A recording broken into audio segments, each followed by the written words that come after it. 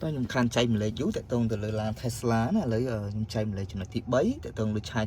chín ní tại tôi từ lấy ca sạ thmò giờ lấy thmò nhúng vào hai thằng mình xài sầm phở phía rồi chỉ bán pi rồi 30 kg tiền á chỉ bán pi rồi mà pay 3 kg chẳng cho nó nắng tại tôi từ lấy ca sạ thmò nhưng Tesla cái này nom sầm long rèn á cái này nom ai sạ chỉ 100 ngày 80 thằng 80 về nhưng chỉ 100 ngày á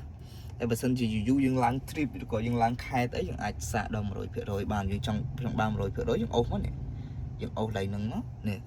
đi charge only nè cái ao dương only one time này chẳng đây nè anh đi có dương trong xạ rồi phía rồi họ ngày là hột mà thế Tesla có này non thì sầm nhập mà tờ pi long rèn tay bao sầm nhập standard rèn lưu tha kéo xạ rồi phía rồi group P để sao phải tập quay khó khăn á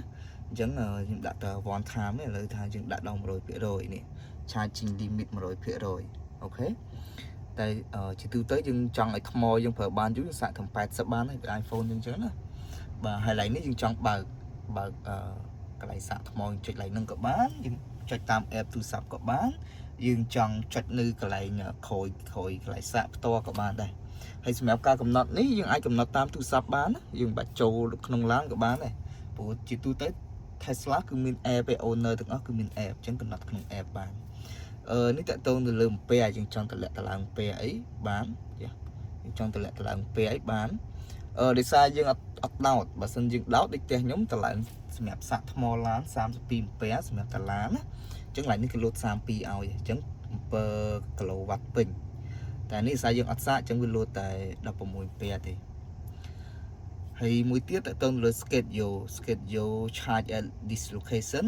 ឧទាហរណ៍ក្នុងករណីមួយដែលយើងនៅផ្ទះហើយយើងអត់ចង់សាកឲ្យវាទុកចោលយូរឯងព្រោះជាទូទៅបើសិនជាខ្ញុំសាកដល់ថ្មខ្ញុំនៅ 30% ខ្ញុំចង់សាកឲ្យត្រឹម 80% ខ្ញុំប្រើពេលតែ5ម៉ោងឯងព្រោះតាមខ្ញុំកត់សម្គាល់ទៅ1ម៉ោងបាន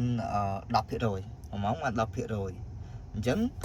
ខ្ញុំសាក់ទៅ5ម៉ោងពេញហើយអញ្ចឹងខ្ញុំអត់ចង់ឲ្យឡានដោតចោលឲ្យថាមពលថ្មនៅចូលតិចអញ្ចឹងអត់ទេខ្ញុំចង់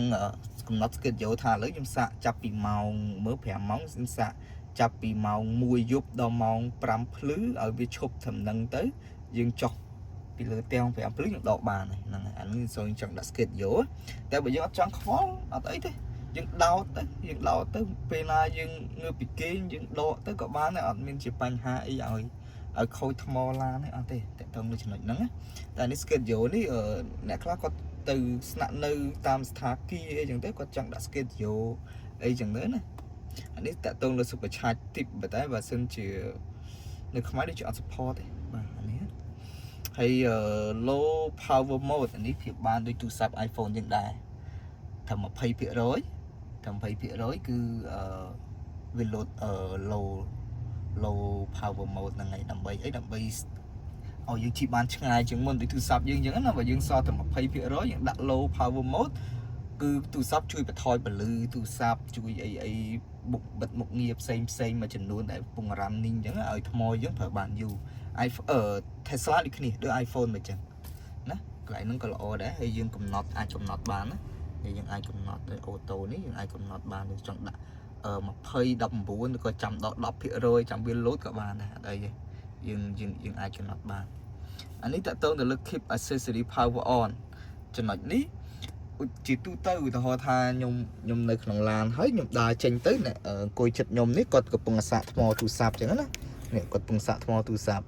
គាត់កំពុងសាកថ្មដល់ពេលខ្ញុំដើរចេញទៅឡានរលត់គឺវាឈប់សាកថ្មហើយកន្លែងហ្នឹងវាឈប់សាកថ្មហើយអញ្ចឹងឥឡូវ Tesla បង្កើតមុខងារនឹងមកដើម្បីអីទោះបីជាឡានរលត់ខ្ញុំដើរចេញទៅបន្ទប់ទឹកឬក៏ទៅណាទៅអ្នកនៅក្នុងឡានគាត់អង្គុយហ្នឹងគាត់នៅតែបន្តសាកថ្មបានតែកាលមុនអត់ទេកាលមុនតែខ្ញុំដើរចេញគឺរលត់ទេសាកថ្មលែងចូលហើយអញ្ចឹងណាឥឡូវគេបង្កើតមុខងារថ្មីហ្នឹងតែខ្ញុំអត់ចាំបាច់ខ្ញុំបិទចោលទៅកុំឲ្យស៊ីថ្មព្រោះខ្ញុំធ្លាប់បើកវាចោលស៊ីថ្មគូសំដែរតាមួយថ្ងៃអីបើស៊ីអស់ 1% 2% ដែរតាអញ្ចឹងណាចាំបាច់ខ្ញុំបិទទេដូចជា wireless phone charging pad មានន័យថាកន្លែងហ្នឹងឧទាហរណ៍យើងទូរស័ព្ទយើងនេះ connect ជាមួយនឹង iPhone ដល់ពេល យើងដើរចេញទៅវាប្រាប់យើងថាយើងជាប់ឡាននៅហ្នឹង